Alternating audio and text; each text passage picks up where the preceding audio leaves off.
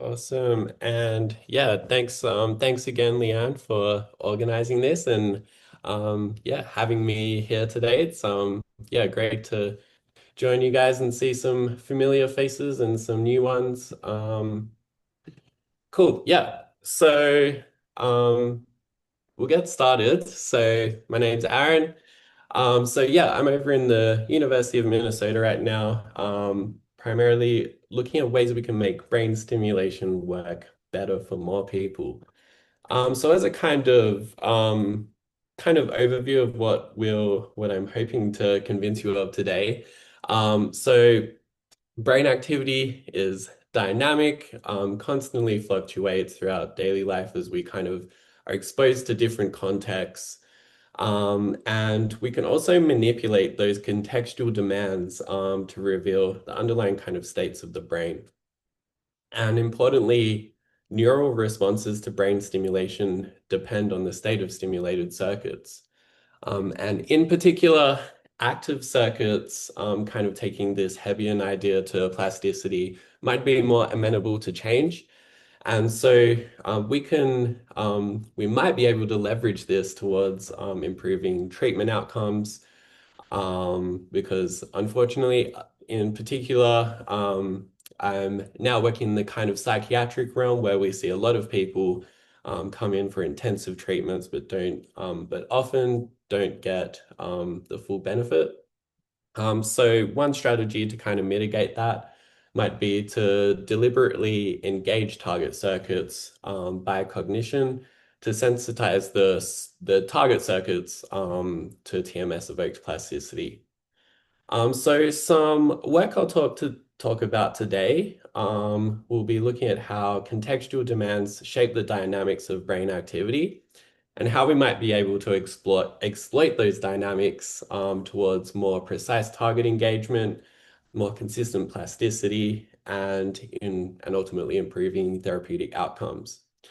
So in kind of recognition that Leanne's kind of pulled together the sensorimotor control group and the Australasian Brainstem Society group, I'll try to cover some kind of aspects of work that I've done that covers both the sensorimotor and brain stimulation kind of ideas. And yeah, hopefully pull them towards a kind of cohesive theme.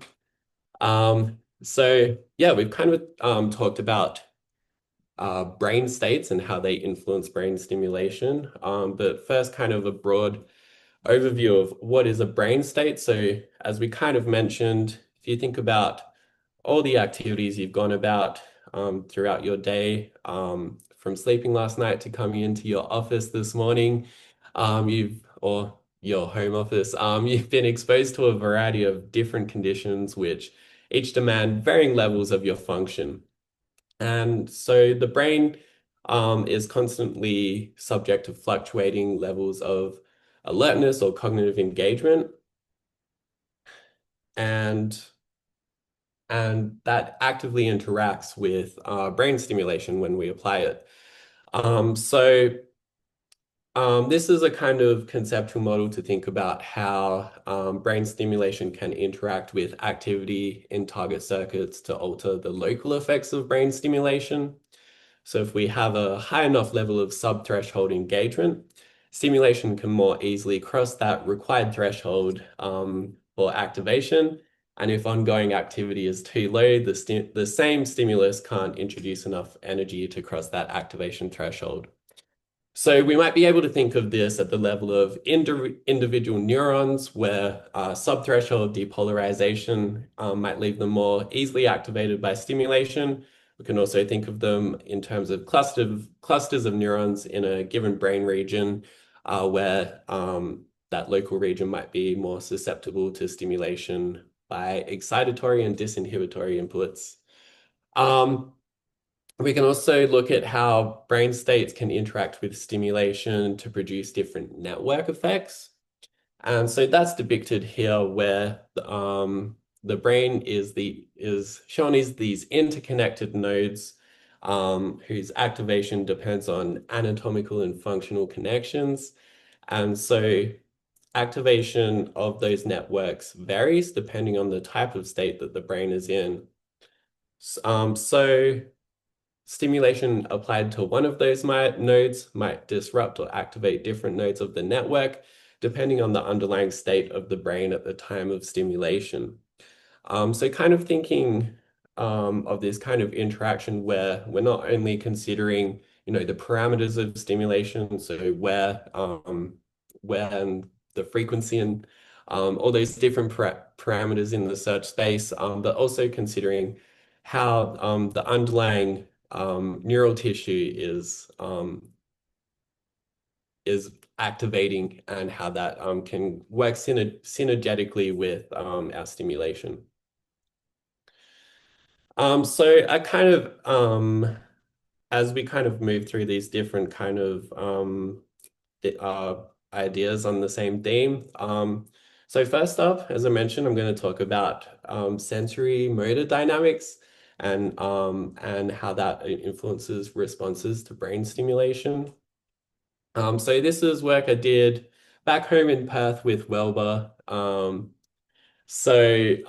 We were interested in this idea of pre-movement corticospinal suppression, where leading up to the time of movement initiation, we see a suppression of corticospinal activity, and that's relative to baseline at rest. So we kind of wanted to probe how those dynamics of corticospinal activity are sensitive to the kind of temporal context. So we manipulated an anticipatory timing task where people had to move with high urgency or low urgency, um, based on the kind of the amount of time they had in the preparatory for period. So the way we did that is we had this kind of clock that would revolve around, and at the time that the clock fully completes a revolution, we instruct participants to kind of time a ballistic finger movement in time with that intersection. Um, and we applied TMS in a subset of trials. So that was either at baseline before preparation began or shortly before the expected time of movement onset. So under the case of low urgency, we saw that typical kind of corticospinal suppression, where we see MEP amplitudes were reduced relative to baseline when sufficient preparation time was allowed. But when we restricted the amount of time that people had for movement preparation, that corticospinal suppression was abolished. And that had later effects on the output of voluntary movements. So depending on whether the system had engaged in that inhibitory process, TMS had different effects on the output of the voluntary movement. So this is peak rate of force development or movement vigor. And so these are kind of ratios of probe trials where we delivered TMS in relative to controlled trials where there was no TMS.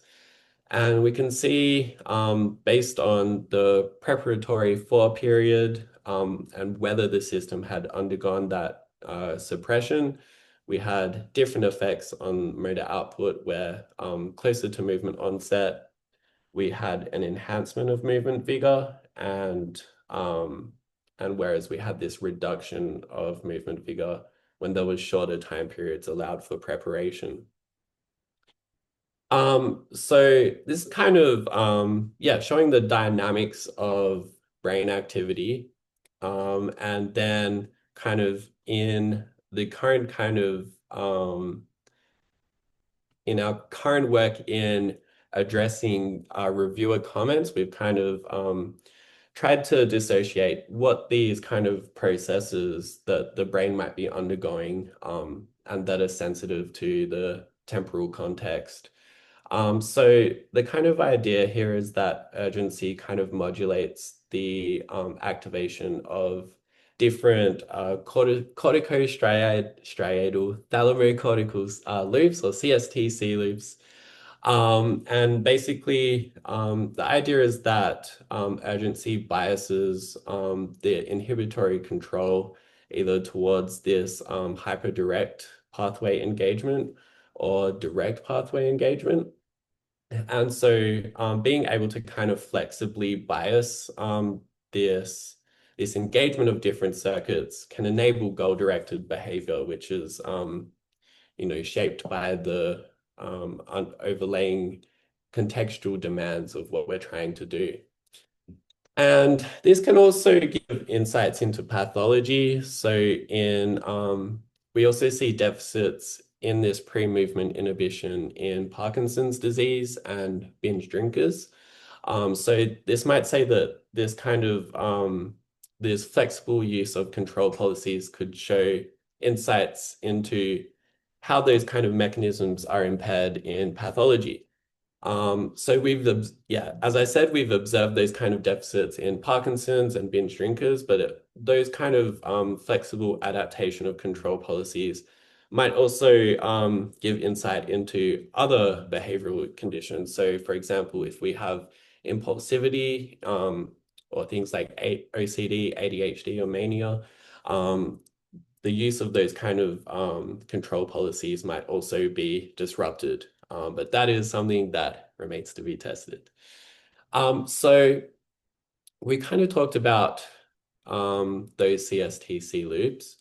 And this kind of schematic shows how these parallel circuits support motor, cognitive, and limbic processing.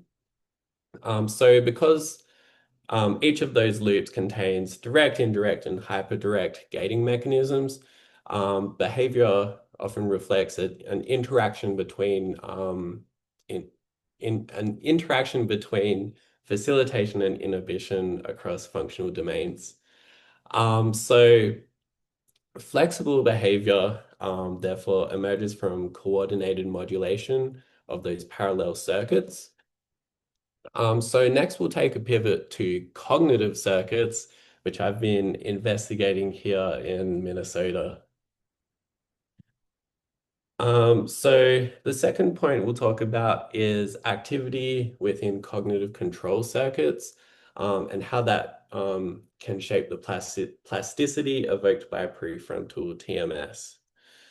And by the way, if people want to jump in with thoughts or comments at any time, feel free. Okay, so um, the kind of conceptualization of mental illness that we're taking is moving from these kind of diagnostic criteria to functional impairments that are kind of common across different disorders. So one area of promise is looking at mental illness. Mental illness is from the perspective of differences in cognitive processing rather than those overt diagnostic criteria. So differences in elements of decision making can account for different symptoms, and that's often in ways that span multiple diagnostic categories.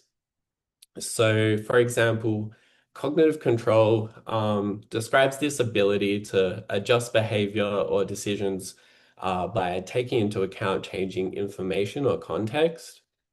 And so that might seem like a kind of con abstract concept, but deficits in cognitive control can be seen across a lot of psychiatric disorders. So, for example, in compulsion in OCD, um, an individual might have difficulties in suppressing behavior that's inappropriate in most contexts as a result of an inability to ignore an obsession, or someone who's living with depression might have difficulties inhibiting negative thoughts, which hinder focus on relevant tasks.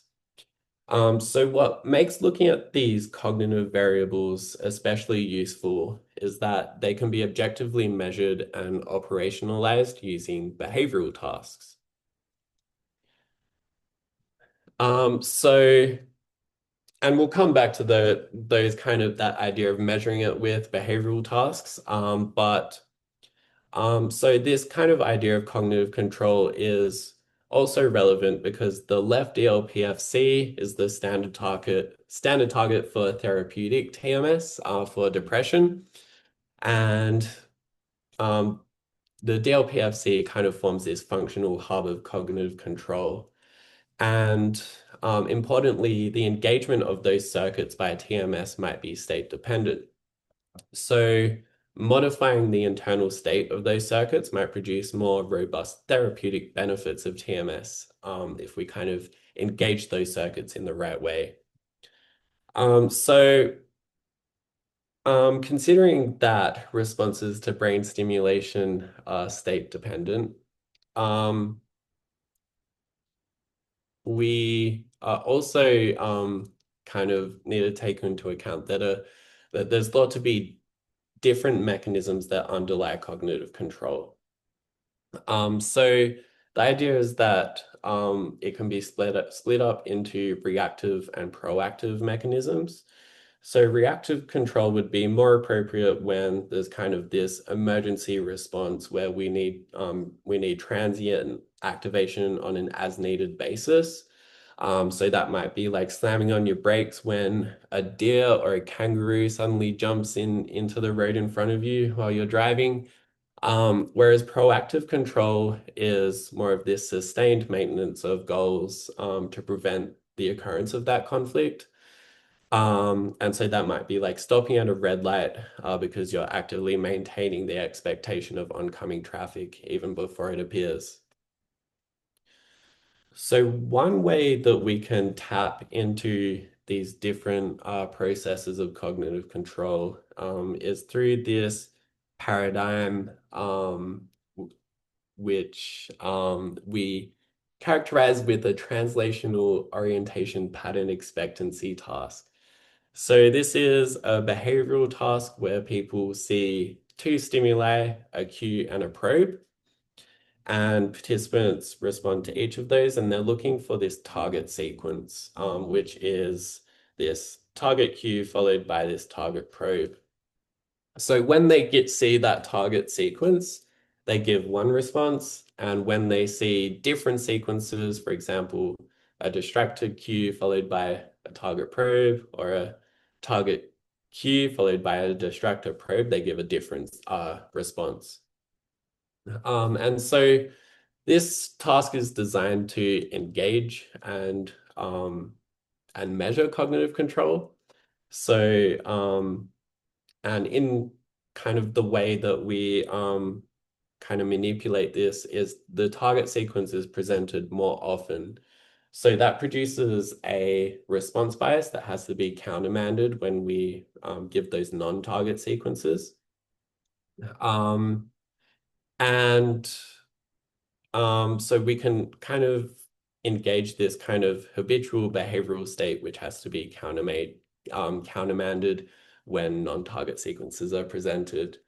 And so importantly, we've been applying this task in patients who are coming into our clinic for therapeutic TMS for depression. So basically, they do a standard course of TMS where they come in daily, 5 days per week for about 6 weeks, and receive repetitive TMS.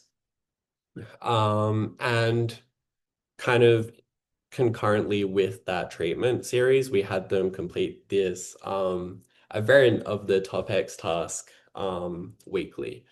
And so by tracking changes in those metrics of cognitive control, they gave relatively good kind of estimate of how people were also responding to TMS treatment therapeutically.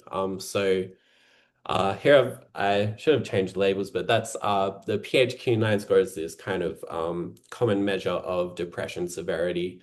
And so by modeling that change in cognitive control, we were able to predict how well people responded to TMS treatment. So moving kind of forwards in leveraging state dependence in the TOPEX task, I was interested in seeing how, when we apply TMS concurrently with different behavioral states, how that affects the kind of propagation of TMS activity and how that therefore influences behavior. So, this study used healthy controls just to kind of limit the aberrant network activity that might affect our state dependence quantification. So participants came in for 2 sessions, and both sessions followed a similar procedure. So we kind of manipulated the state of behavior during TMS. So participants either were engaged in this active state where they were engaging cognitive control, or we had participants engaged in this control state, which used a perceptual discrimination task. So importantly, the parameters of those two different tasks were the same. We only changed the contextual goal. So in the cognitive control task, they had to kind of look for that target sequence and countermand biased responses. Whereas in the perceptual discrimination task, they were simply responding whether this patch that was presented, whether it was vertical or horizontal. So that kind of manipulating the context demands. Um, okay, and then yeah, so then we measured pre-post behavioral change as well as EEG metrics during that. So first talking about the behavioral metrics. So we looked at accuracy from baseline to after TMS as a function of the state of the brain during TMS. And what we saw was that when participants were engaged in cognitive control, we had an enhancement of their accuracy, whereas we didn't see that change when participants were engaged in the perceptual state during TMS. Um, Next, looking at reaction time. So this is how quickly they responded to the probe stimuli. And again, we saw a reduction in reaction times. That was non-significant relative to zero change, but significant relative between the two conditions. And we also saw improved context sensitivity. So we calculated this kind of metric of context sensitivity, the D prime context, which is basically how well people can discriminate from those target sequences versus those distractor sequences. And we saw improved kind of discriminability based on the behavioral state at the time of TMS. And lastly, we can also kind of derive different metrics of the decision-making process by modeling processes of evidence accumulation towards decisions. So here I applied the drift diffusion model, which kind of says that there are different parameters of evidence accumulation.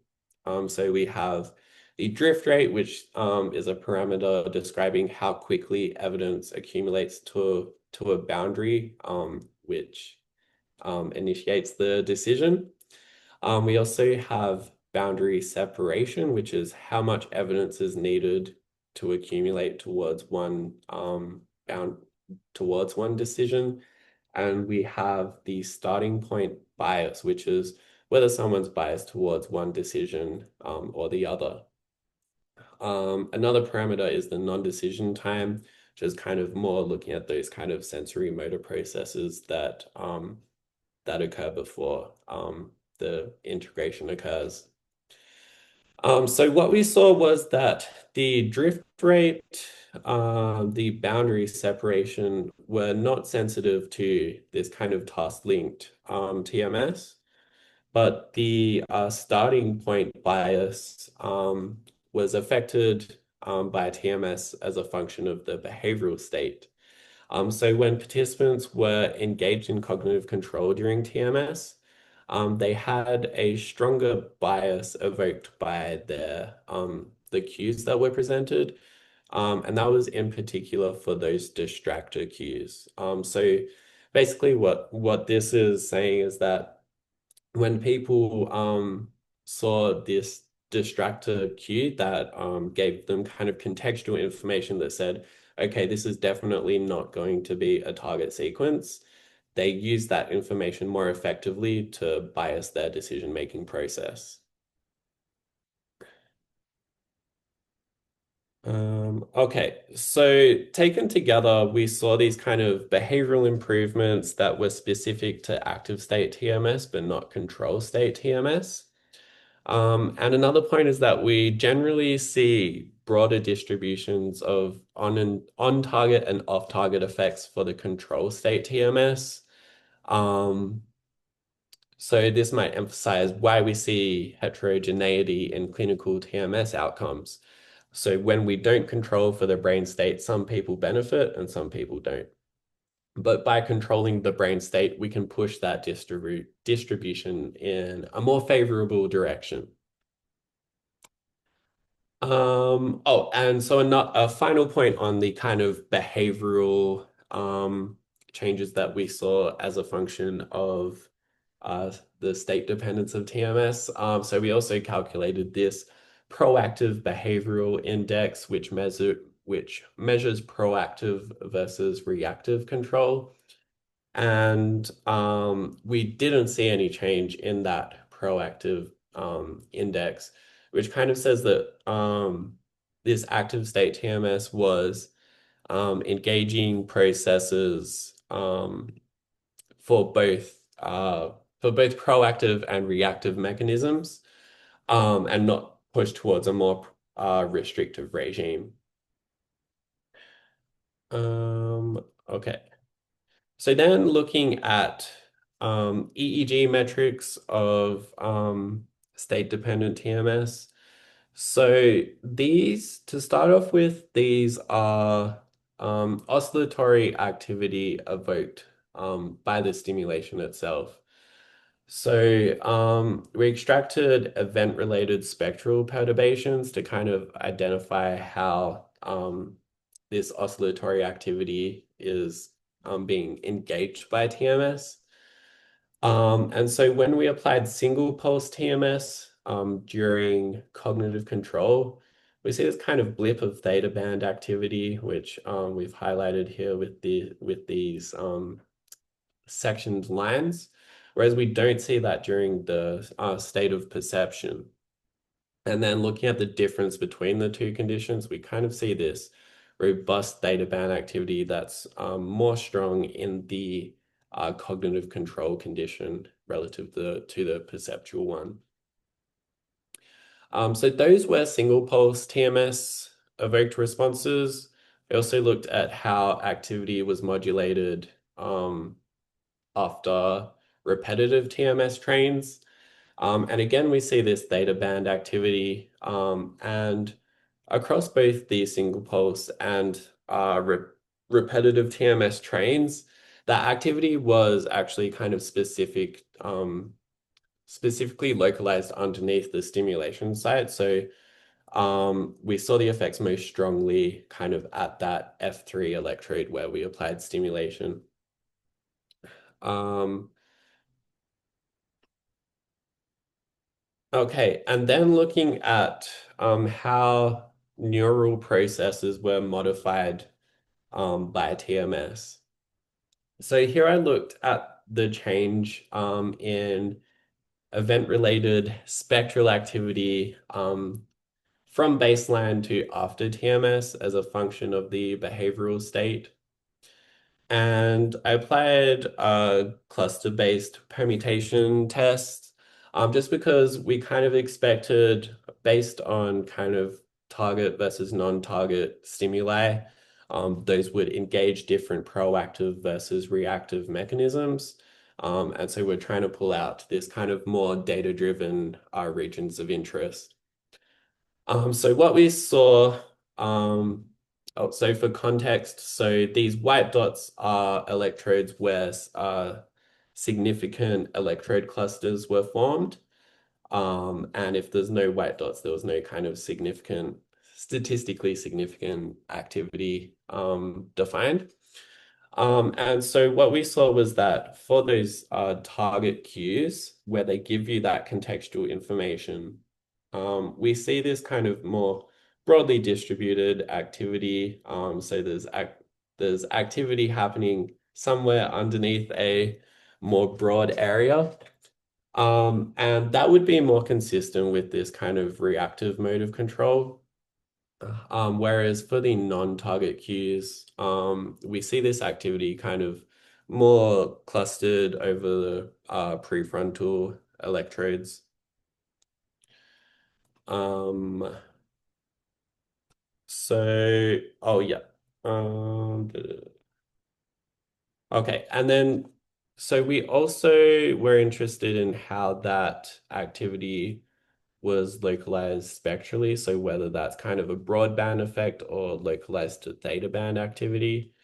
And we saw that for both the target and non-target cues, we kind of see this theta band slash low alpha band activity. So not doesn't look like it's a kind of broadband effect going on there. And so this is important because theta band activity is kind of thought to underlie cognitive control. And so we kind of typically see modulations of in the theta band when we manipulate those kind of cognitive control states. What was interesting is that we saw a decrease rather than an increase in that theta band activity. So one kind of explanation for that might be that theta activity might reflect the demand or cognitive effort required for cognitive control rather than that kind of actual ability for control. So that reduction in theta band activity might reflect an increase in the efficiency of those underlying computations. Um, So that was looking at those cue stimuli that we have in the task, but we also, which kind of set the context for the response. I also did the same for the probe stimuli. So the kind of final stimulus in the sequence that defines whether the participant should give that target or non-target response. And we only saw activity significantly modulated for the target probes. And again, that was specific to the cognitive control conditions. So when TMS was applied during perceptual states, we didn't see a significant modulation of activity. And again, looking at kind of spectral specificity, again, it was kind of localized more towards theta band activity slash lower alpha. So an interim summary of where we've been so far. So these brain states can adapt depending on the current internal and external demands. And the effects of brain stimulation depend on both the properties of the stimulus and the internal state of targeted neural circuits. Um, so, and so we've seen the effects of TMS are sensitive to kind of both temporal context, as we showed with those sensorimotor data, as well as sensitive to kind of contextual information that are used to guide behavior in this cognitive control data. So in particular, being someone that's working in the psychiatric neuromodulation space, this can provide important implications for guiding new protocols that can enhance the efficacy of psychiatric neuromodulation. So looking at the final point of how we might be able to leverage those cognitive states to improve the outcomes of brain stimulation. Um, so looking at kind of future directions of what I'm interested and excited about with this idea. So with those same cognitive control perceptual data, um, I've applied a discriminant component analysis to classify whether people are engaging in cognitive control or whether they're engaging in perceptual states.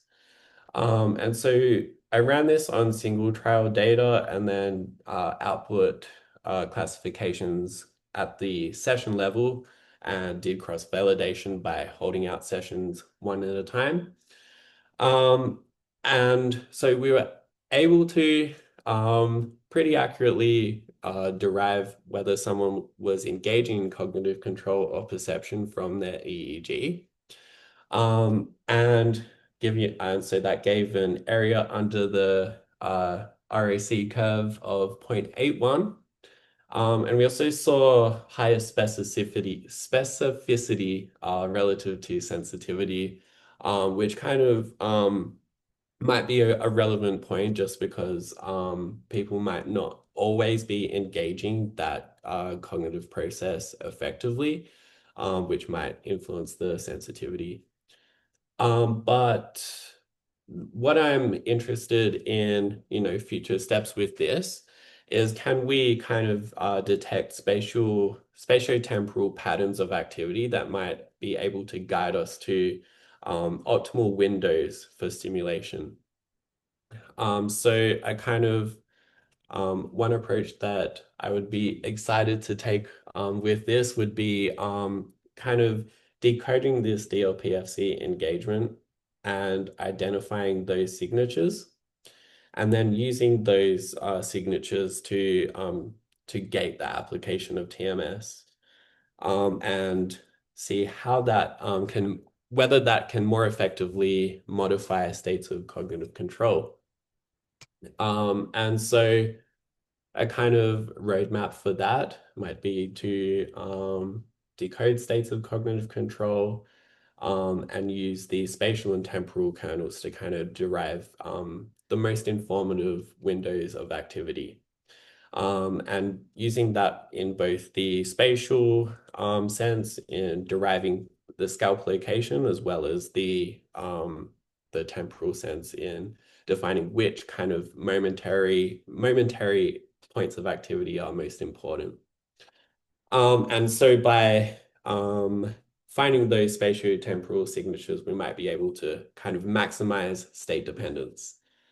Um, so, and so one might argue that EEG is not precise enough to derive scalp locations that can be used as targets.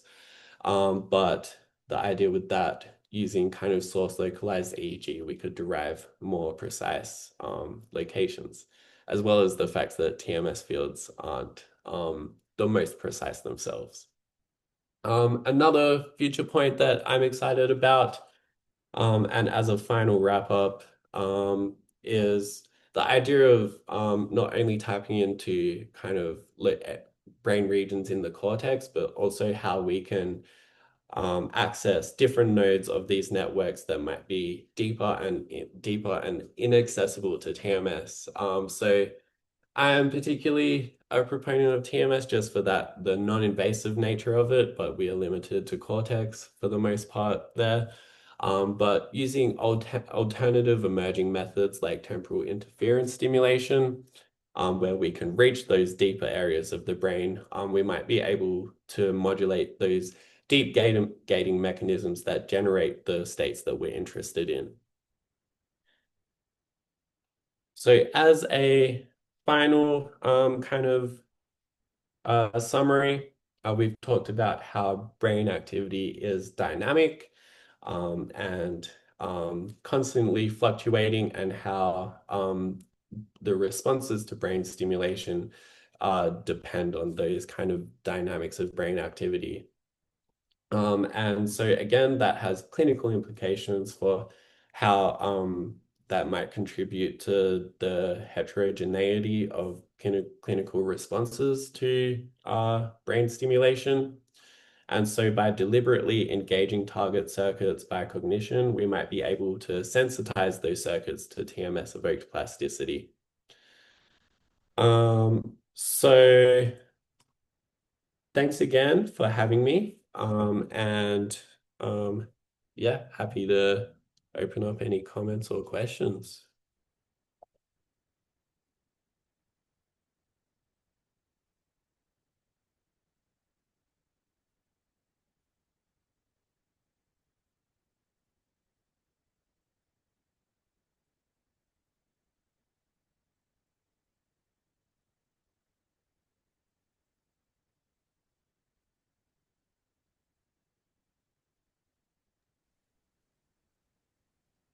Aaron, uh, so,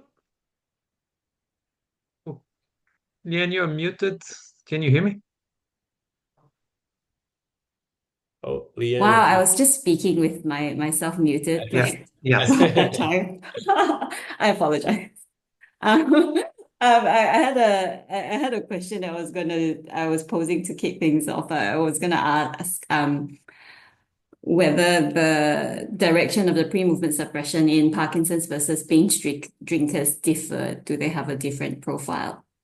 Yeah, so it's the same direction in both disorders. So they both have this kind of deficit in pre-movement inhibition.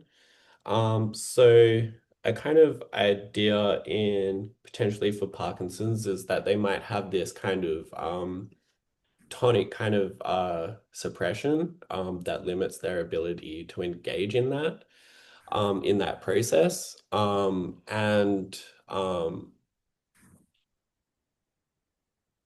yeah, yeah. Yeah, yeah, I'll go into something in. Yeah, I do appreciate that it's 7 p.m., probably at the end of a very long day for you. So I really appreciate again that you're giving this talk. Do we have any further questions from the audience? Anybody, am I reading the chat and checking for questions? Feel free to jump in. Anybody? I can ask one for Aaron. Thanks, Aaron. Really, really interesting.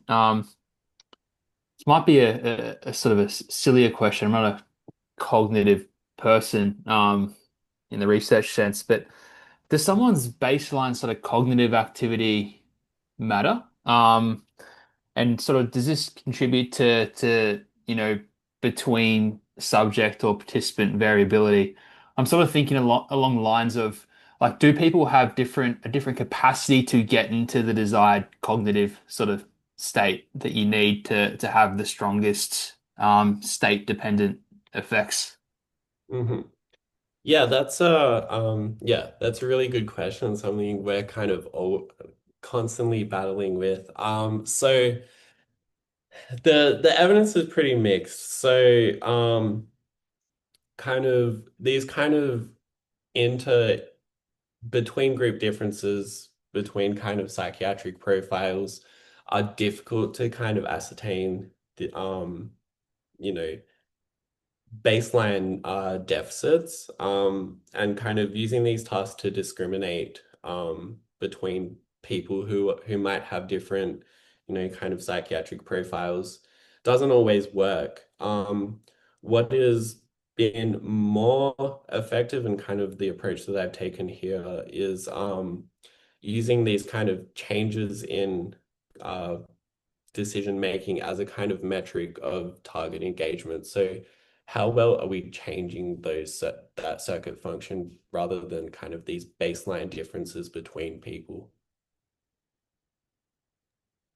Cool. And can I ask just another question? It's maybe a bit of a selfish one, but I've been doing some work looking at the effects of mental stress on motor cortex and spinal motor neuron excitability. And we sort of think that some of the effects of our intervention might be due to the locus coeruleus noradrenaline system, which I saw in one of your models. So Mhm. I'd be interested to hear maybe a tiny bit more about how that sort of system fits into some of the results that you've seen, particularly in the in the context of stress and heightened levels of awareness and Mhm. cognition and stuff like that. Yeah. Yeah, let me pull back at that slide. So, Yeah, so a so I guess a point to make is that this is a candidate mechanism. We don't yet know for sure. But yeah, so the idea here is that the premise of it was that urgency would be most likely to kind of modulate these noradrenic systems just because it's a very activating and arousing kind of you know state. And um the evidence, yeah,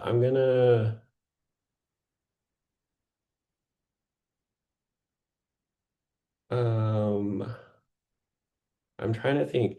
So this is going back quite a long time for me thinking about the evidence for this process.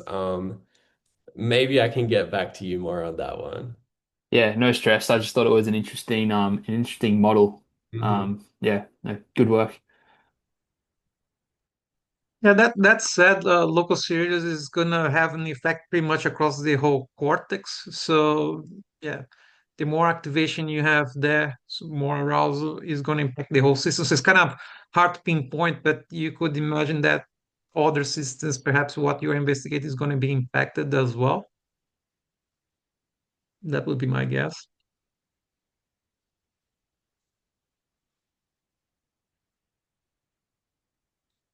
Can I ask you a question? I don't know if I should be asking questions of you, but I Yeah, will. go ahead. So, Go ahead, go so ahead. yeah, brain simulation, yes, really nice results. What I'm wondering is, what about other types of simulation? So I have seen some experiments talking about auditory simulation, for example, using 40 hertz um, as a form of stimulation in being used to treat things like I think I'm not mixing things, but for treating tinnitus, for example, and Okay. using others. So you're pairing acoustic simulation and tactile simulation to treat tinnitus. Mhm. So Yeah. Yeah, definitely. I mean, we definitely know, at least from some of your earlier work, that auditory stimulation shows the same kind of effects, where you get different effects of auditory stimulation on M1 ex or corticospinal excitability depending on the level of preparation. But yeah, definitely to me, the way I kind of conceptualize kind of sensory stimulation is just another modality of brain stimulation, and the same principles would likely apply. Um, and you're just kind of going accessing it through a different kind of node. But yeah, I don't know. I haven't kept too much up to date with the auditory stimulation and kind of cyclic interesting. activity. But um actually I have seen that used overnight auditory stimulation for, I think it was depression. Yeah. Yeah, because what's crossing my mind is perhaps you could pair the two things. Of course, if you're doing RTMS, you probably have the noise, but you could have a specific type of noise going on, same types of additive effects Hmm. on brain Yeah, activity. yeah, definitely. That would be fun to try. Yeah. Um, yeah, I guess yeah, you de would definitely have to deal with the TMS coil clicking away, but I think maybe I'll ask a question to kick things off. I found the decoding the final future directions hmm. work that you talked about really interesting. Wait, are they? I guess you framed it as future directions, but I assume when people talk about future directions, what they mean is that they're doing this right now. Is that the case? Can you give us a teaser? Yeah. So this is some early work. Yeah, basically, basically this entire final section was kind of places where I'm going right now. Yeah. But yeah, so I have not yet so I applied this kind of decoding with the data that I have, which is including TMS activity. So one kind of point that's been on my mind is that TMS activity is likely contributing to decoding, which could be a good thing. I mean, if that's, contributing, that could be a viable way to kind of tap into these processes more effectively. But I do also want to know how well we can discriminate these two kind of brain states when it's purely endogenous and no stimulation applied. Yeah, the next kind of steps for me on this are collecting yeah, recordings which are TMS free, and also acquiring some MRI to kind of help with that spatial localization. So we have, I think, people in the audience who might be able to weigh in as well. I'm not pointing fingers, but yeah, I think Nigel, yeah, might have some thoughts about, this kind of work. Anyway,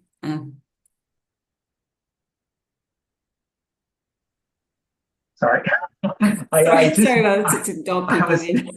distracted by my inbox and I just missed those last couple of points. Could you just repeat that and I will Oh, no, yeah, I mean, well, I'll frame my question better so that I don't seem like I'm just dobbing people. No, I mean, part of the purposes of I guess webinars, and we appreciate that people spend the time talking to us, would be maybe to get input from experts within, say, in this context, brain stimulation and decoding and understanding how to manage these things. So I was just wondering about your thoughts on this line of work that Aaron is taking his work into, where I think, maybe Aaron, you can just elaborate in general. more. Yeah. So look, yeah, I think it's a fascinating idea. Like the idea of state dependence and leveraging state dependence to give more specific effects to stimulation, I think is a really, really interesting idea. And it was really interesting to see some of your results, Aaron. I think it's an encouraging avenue to pursue because, as we all know, there is a lot of variability in terms of outcome. So anything that can make our interventions a bit more specific, I think, is definitely welcome. Does this align with some of your current or previous work? I feel like, the idea of state dependence of TMS has been around for a long time, and I guess I'm kind of surprised that it hasn't been expanded on in a clinical context. Maybe I'm just ignorant, so please enlighten me. Not at all. No, I agree. It's certainly an area, particularly in the cognitive neurosciences, where I think it's often overlooked. There's been some work. I know Kate Hoy and Rebecca Seagrave did a bit of work looking at, in the context of TDCS, whether giving that during cognitive tasks could be beneficial. And there was some limited evidence for that, at least in healthy populations. Some of our work, we haven't looked so much in terms of online state dependence. I mean, some work from Sung Chung, he looked at using the theta gamma coupling frequencies obtained from a cognitive task to personalize stimulation parameters, and that seemed to have to show an improvement both in terms of cognitive outcome, but more interesting actually in a healthy population, a boost in mood improvements as well. And again, just a single session, very short time course. But I know Paul Fitzgerald and Jeff Daskalakis have a clinical trial that's about to get underway, looking at this in a little bit more detail in patient populations. So I think there is probably quite an untapped resource here. Reminds me of a conversation I was having with a colleague who's looking at using artificial intelligence to generate, I guess, positive experiences for people, which they then give to them while they're receiving treatment as a way to try and reinforce this positive network, I suppose, that potentially the stimulation is targeting. So I think it's a really interesting idea, and the thing that's interesting about it too is that it's fairly, I guess, low burden in terms of implementing some of these things, Ryan. Like you don't, you're not giving a pharmacological intervention or something like this. So it's something that should, at least in theory, be relatively easy to add on to existing treatment regimes. I don't know what you think about that, Aaron, in terms of having done it in the lab, like how possible you think it, or how easy you think it would be to translate into the clinic. Yeah, definitely. Yeah, I mean, it would be very easy to throw a monitor and a keyboard in front of people while they get the TMS. You know, um, it's kind of, you know, people are normally just sitting there kind of mind wandering or listening to music or t chatting to the TMS operator, but actually kind of leveraging that kind of time and hopefully, yeah, getting those circuits active, yeah, would definitely be a good way to do it. And yeah, similar to what you mentioned, I do see kind of movements towards applying, psychotherapy in conjunction with TMS treatment. Then that then becomes logistical, you know, it can be difficult logistically to kind of combine those two. Having two people kind of engaging in a therapeutic interaction while they're clicking away right next to their ear, and also, inter-individual differences in how well people kind of engage in that psychotherapy exercises. So definitely, yeah, I think it's a great way to approach it. And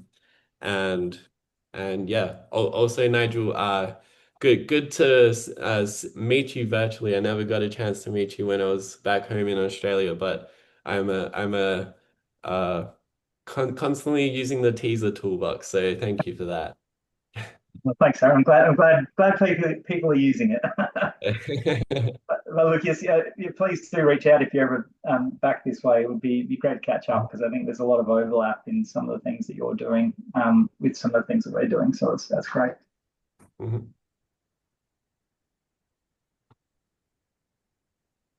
I'm going to scroll down to check if there are any questions, any further questions. I'm going to ask one really quickly. I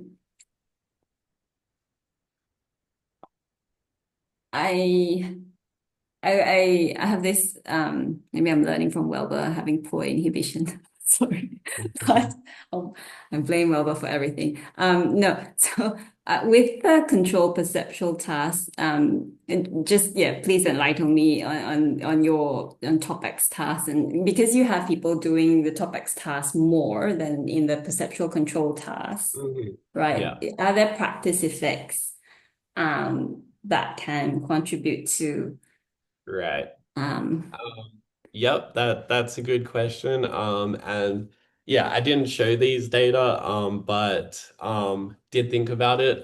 So yeah, yeah, I did consider are people kind of having either a practice effect or a task switching cost. Um, I ran a follow-up experiment where I had people do the same kind of paradigm but without TMS. yeah, yeah. So and didn't see the same behavioral effects. Awesome, So thank you. Yeah. yeah. Because So I really wanted to ask this question, but then I was thinking that's not a nice question. But I'm so glad that you can show this off, that you've thought of this already. Thank you. yeah.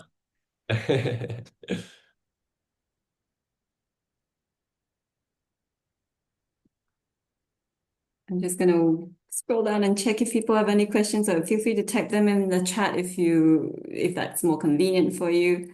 If not, because I know that we are up to the hour and people have things to do on Friday the 13th. So just gonna, yeah, I think, yeah, we should be okay. So, yeah, thank you so much, Aaron, for giving this talk and giving us an overview of what you've been up to recently. I really appreciate it. And to those of you in the audience, I thought I would again reiterate the call for more speakers. If you have, say people who, PhD students, postdocs who you'd like them to showcase their work, get feedback, please contact me or Jacob. We would really appreciate hearing from you. Thank you. Thanks, everyone. So with that, I'd like to thank Aaron again. Thank you, everyone. Thanks, everybody. Thanks, Aaron. Thanks, Aaron. Thank you. So I'm just going to end the meeting now. Thank you, everyone. Hang on, Bye. Leanne. Okay, You let can me stop the stop. recording, but I yeah, will can you stop. keep the meeting? I'll trim. Yes, I'll trim. Wait, let me stop the recording now.